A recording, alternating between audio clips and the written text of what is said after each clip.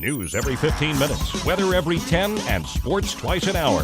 Newstalk KGVO, AM 1290 and now 101.5 FM. You're listening to Montana Morning with Peter Christian.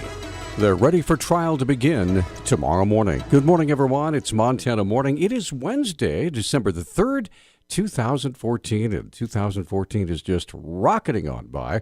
Right now we have a fog, some fog in the area this morning. It's 8 degrees above zero.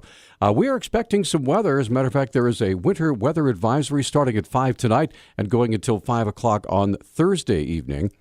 Because there's some wet weather on the way with freezing rain, wind, snow, sleet, all sorts of good stuff. We'll tell you more about that here in just a moment. First of all, though, the newscast this morning is sponsored by Dr. Troy Doxey and the friendly team over at Chiropractic Works. For your appointment, call 728-0222.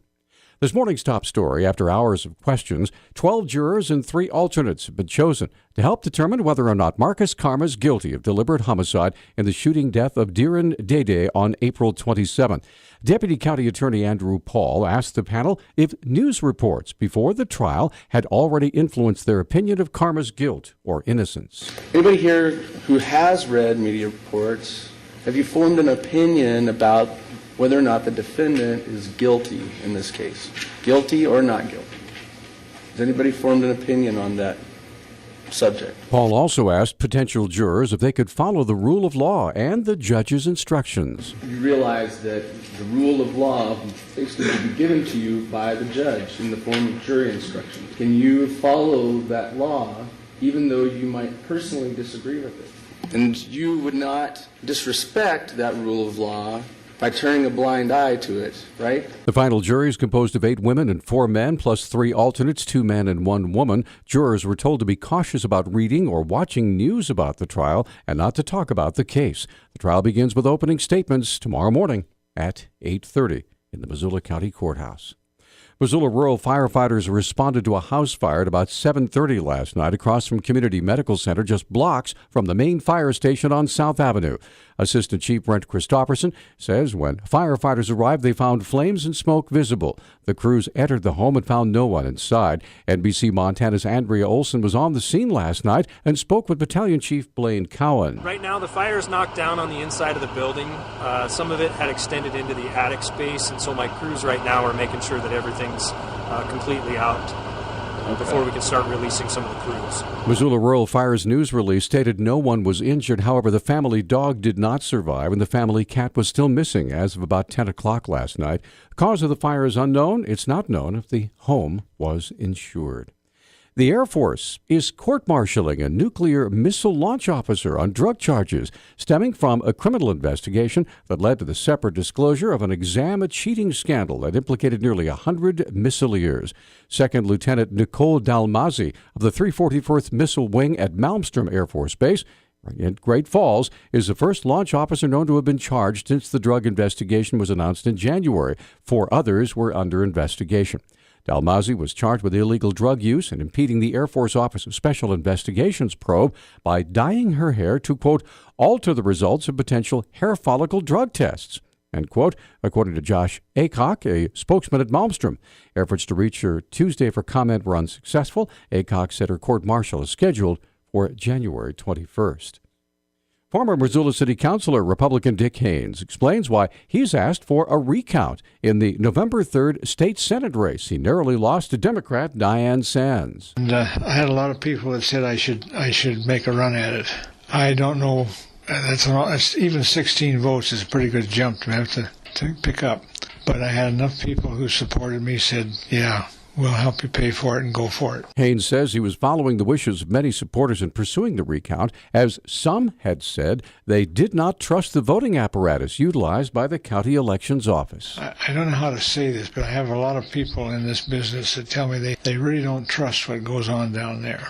And I don't know whether that's something to believe in or not.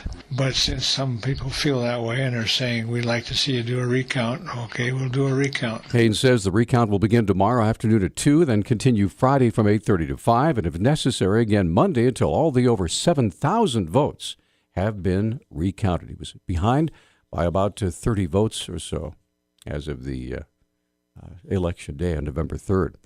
Montana Governor Steve Bullock says the Obama administration needs to spend more money to improve coal plant technologies and clear the way for more wind power if it's serious about countering climate change. The Democrat governor laid out his case for a Montana-friendly approach to global warming in formal comments submitted Monday to the U.S. Environmental Protection Agency. Bullock says Montana already has seen climate change through wildfires and low stream flows, but needs more flexibility to meet EPA goals.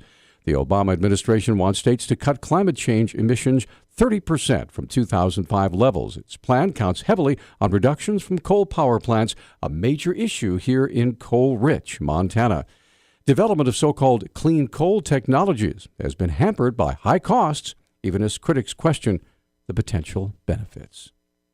Yesterday, Montanans in Glacier County got a flood alert after the Two Medicine River began to overflow its banks. National Weather Service meteorologist Eric Gustafson explains. With the cold temperatures and the snow that we've had, kind of had an ice jam build up along the Two Medicine River in Glacier County, and basically kind of getting some ice building up from the bridge about 10 miles upstream, and it's causing some water to back up a little onto some property adjacent to the river. The flood warning extended through yesterday afternoon. Gustafson says no structures were immediately threatened, but that warmer temperatures in the near future could make that flooding worse.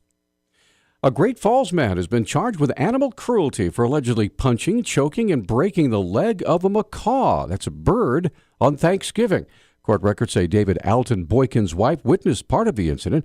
Boykin told officers that the bird bit him, but he also said the bird was attacked by his daughter's small dogs. Police say Boykin was highly intoxicated at the time. Great Falls Tribune reports Boykin made an initial court appearance Monday, was released after posting a $5,000 bond.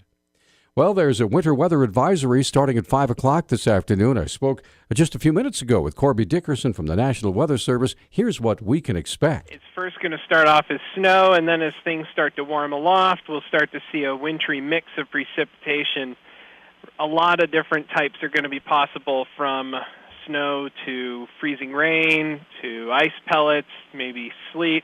It's really going to depend on precipitation intensity.